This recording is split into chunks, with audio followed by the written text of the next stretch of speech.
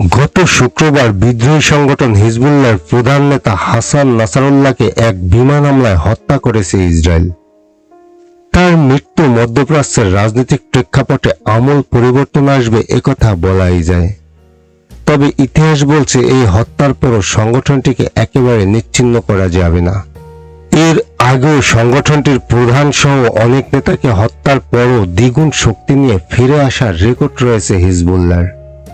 Update বাংলার আজকের পর্বে আমরা জানব এরকম সংগঠনের ফিরে আসার অতীত ইতিহাস। সুপ্রিয় দর্শক, আপনি আমাদের চ্যানেলে নতুন হয়ে থাকলে একটা লাইক দিন আর সাবস্ক্রাইব করে আমাদের সঙ্গেই থাকুন।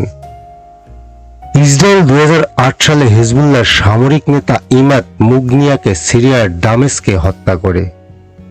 তাকে হত্যার পর থেকে সংগঠনটি আরও বেশি শক্তিশালী হয়েছে। 4 বছর আগে ইসরায়েলে হামাসের প্রতিষ্ঠাতা শেখ আহমেদ ইয়াসিনকে হত্যা করে। তাতেও হামাসকে দমানো যায়নি। 2 দশক পর তারা ইসরায়েলে বড় ধরনের হামলা করে গত বছরের 7 অক্টোবর 1200 জনকে হত্যা করে। গত বছরের জুলাই মাসে ইসরায়েলি হামলায় নিহত হন হামাসের সামরিক শাখার প্রধান মোহাম্মদ দেইব। তারপরও হামাস গাজায় যুদ্ধ চালিয়ে যাচ্ছে। ইসরায়েলের গুরু যুক্তরাষ্ট্রেরও এভাবে সশস্ত্র সংগঠনের নেতাদের হত্যার ইতিহাস রয়েছে। 2006 সালে ইরাকে আল কায়েদা নেতা আবু মুসাব আল জাকারিয়াকে হত্যা করে যুক্তরাষ্ট্র। একে তারা বড় সাফল্য হিসেবে দেখেছিল, কিন্তু 8 বছর পর ঠিকই ইরাকে আল কায়েদা আইসিস রূপে আবির্ভূত হয়। আর এই আইসিস এরপর পশ্চিমাদের ত্রাস হয়ে ওঠে। 2016 সালে তৎকালীন মার্কিন প্রেসিডেন্ট বারাক ওবামা পাকিস্তানে হামলা করে তালেবান নেতা মোল্লা আখতার মোহাম্মদ মনসুরকে হত্যা করে। কিন্তু এখন তালেবান আফগানিস্তানে ক্ষমতার মধুসূদনে। সাবেক মার্কিন প্রেসিডেন্ট ডোনাল্ড ট্রাম্প বাগদাদে হামলা করে 2020 সালের জানুয়ারিতে ইরানের রেভলিউশনারি গার্ডসের কুদুস ফোর্সের প্রধান কাসেম সুলেমানিকে হত্যা করে। কিন্তু তার মৃত্যু ইরানের আঞ্চলিক শক্তি ও উচ্চাকাঙ্ক্ষাকে একটুও দমাতে পারেনি।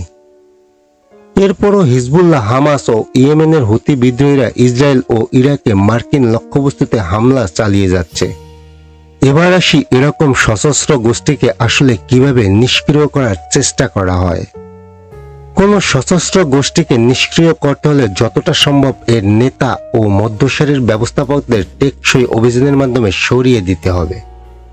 গবেষণা প্রতিষ্ঠান নিউ আমেরিকার তথ্য অনুযায়ী মার্কিন গোয়েন্দা সংস্থা সিআইএ 2008 সালে আফগানিস্তান সীমান্তে আল কায়েদার অনেক নেতাকে এভাবে হত্যা করেছিল।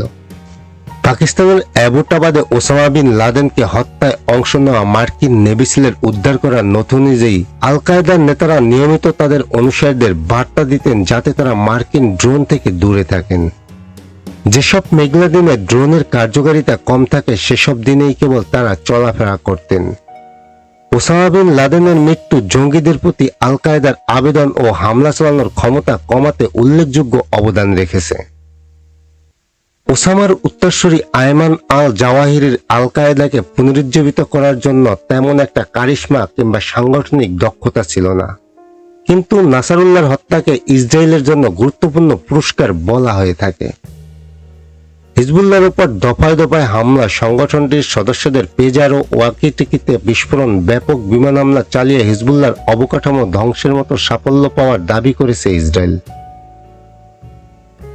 নেতা হারিয়ে হিজবুল্লাহ এখন বিশৃঙ্খলার মধ্যে পড়লেও এত দ্রুত এর সশস্ত্র গোষ্ঠীটির শেষ লেখা যাবে না। ইতিহাস বলে হিজবুল্লাহ আবার ঘুরে দাঁড়াবে এবং ইসরায়েলের বিরুদ্ধে তাদের দীর্ঘ লড়াই চালু রাখতে অন্য নেতাদের দায়িত্ব বন্টন করে দেবে।